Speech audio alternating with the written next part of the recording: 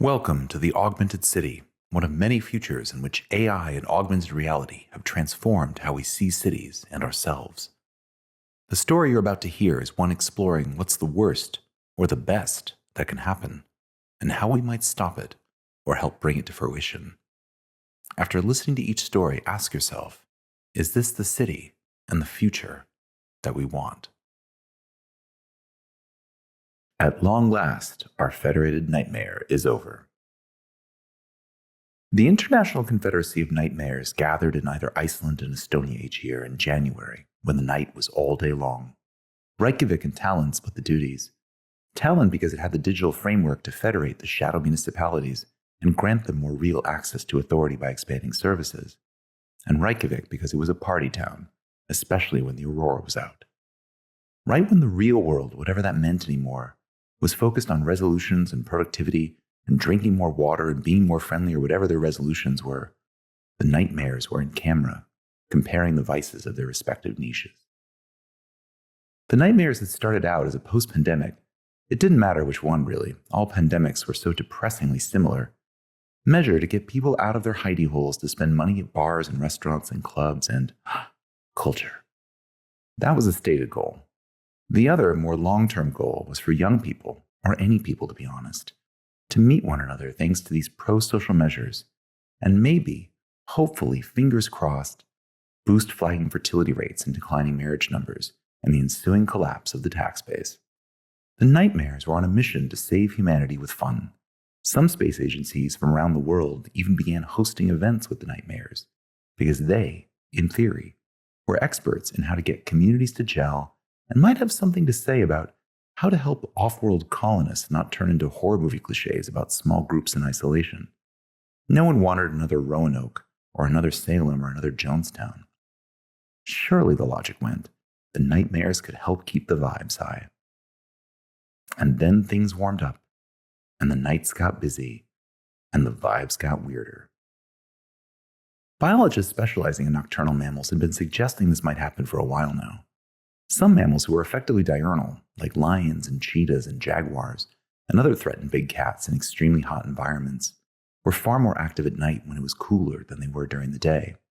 There was no reason to believe humans were any different, especially since humans had effectively terraformed their entire circadian rhythm with the invention of electric light.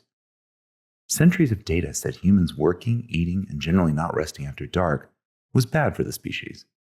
That hadn't stopped the species from pulling all-nighters.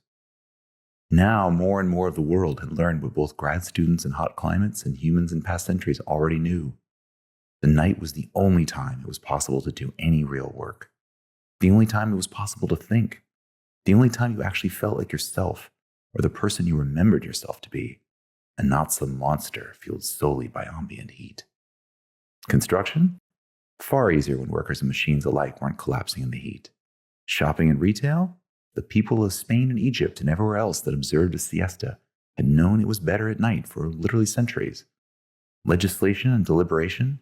Filibuster stretched on all night by definition. Teaching and learning? Had people actually met teenagers? Night districts sprang up all over. Municipalities extended their hours. Suddenly city halls were open all night. Fast food taco joints and all-day breakfast chains opened up shop in the surrounding or attached mixed-use retail spaces. Turns out, things like water bills and business licenses and eminent domain were easier to manage at night, when 3 a.m. anxiety punched through fitful sleep and reminded city dwellers about all the things they'd left undone. Startups and other firms that refused to recognize regular hours had known this for a long time. Every team had the one person who did their best work after everyone left or before everyone else arrived. Now that the days were hotter and thicker and less breathable, that one person was 2 or 3 people. They constituted their own mini-teams within each department. The night shift, the night crew, the night owls, and so on. But the interaction design at night had to be different. Signage, signaling, wayfinding, transit, mapping. It was all different at night. It was all well and good for night districts to spring up, but visitors to a new city might not understand what that meant. New residents might not understand where to settle. And the reverse was also true. Those who had been used to nightmares and night rules and night shifts in their own city might not actually know how to live in the day, and there had to be affordances to make them feel welcome too. Sledge explained this to Runar, his host, as he signed into the property. But you guys did it first, he said. The whole living life at night thing. We also live during the day, his host said, on the summer side. Which do you prefer? Sledge asked. The night, although more tourists die at this time, and that's annoying. Sad and annoying. You should make more wayfinding for drunk tourists who think they can walk in lava fields. The elf stones aren't doing the trick any longer. Elf stones? Runar gave his guest a look that said he was not angry, merely disappointed. You've been coming to Iceland for how many years, and you don't know the elf stones? It's my first time, actually. My boss is on maternity leave. Runar stared out into the dark beyond the windows. Elf stones are homes where the hidden folk live. We can't move them. Real estate developers who try end up cursed. Sledge was beginning to doubt his swiping skills when it came to B&Bs anyway. Cursed? Really? Really cursed. Especially since those elf stones are often out in the middle of nowhere, on ice fields and lava fields where people really, really shouldn't be going, especially at night. So they're waypoints. That's one interpretation, I suppose.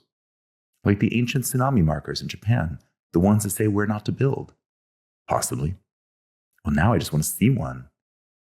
That's against the spirit of the exercise. Well, I want to map them then. Those maps are in every tourist shop in town. Then I want to map all the places they used to be, Sledge said, so people can pay their respects. Forever. Runar smiled. Now we're getting somewhere.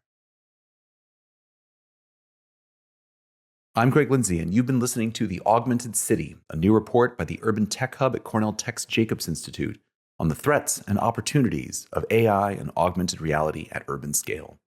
The report was written by me, Greg Lindsay, with stories by Madeline Ashby and illustrations by Rausch. Click the link in the show notes to download the report and more stories like this one.